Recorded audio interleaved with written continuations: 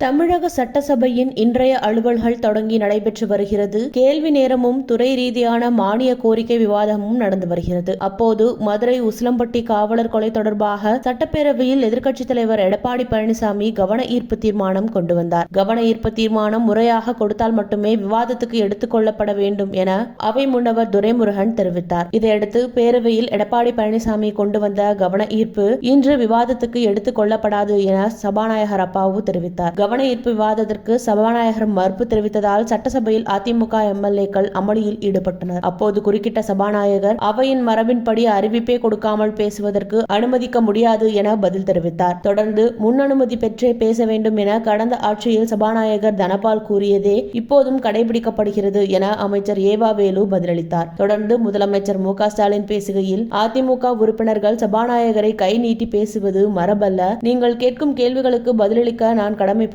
தயாராக உள்ளேன். டிவியை பார்த்துதான் தெரிந்து கொண்டேன் என கூற மாட்டேன். ஆனால் மரபை பின்பற்றுங்கள் என கூறினார். இதனைத் தொடர்ந்து பேச அனுமதிக்காததால் அதிமுக எம்எல்ஏக்கள் அமளியில் ஈடுபட்டனர். தொடர்ந்து அமளியில் ஈடுபட்ட அதிமுக எம்எல்ஏக்களை வெளியேற்ற சபாநாயகர் உத்தரவிட்டார். இந்நிலையில் அவர்கள் அவையிலிருந்து வெளியேற்றப்பட்டனர். அவையிலிருந்து அதிமுகவினர் வெளியேற்ற உத்தரவிட்ட பின் அவர்களை இன்று ஒருநாள் சஸ்பெண்ட் செய்து சபாநாயகர் அப்பாவு அறிவித்துள்ளார்.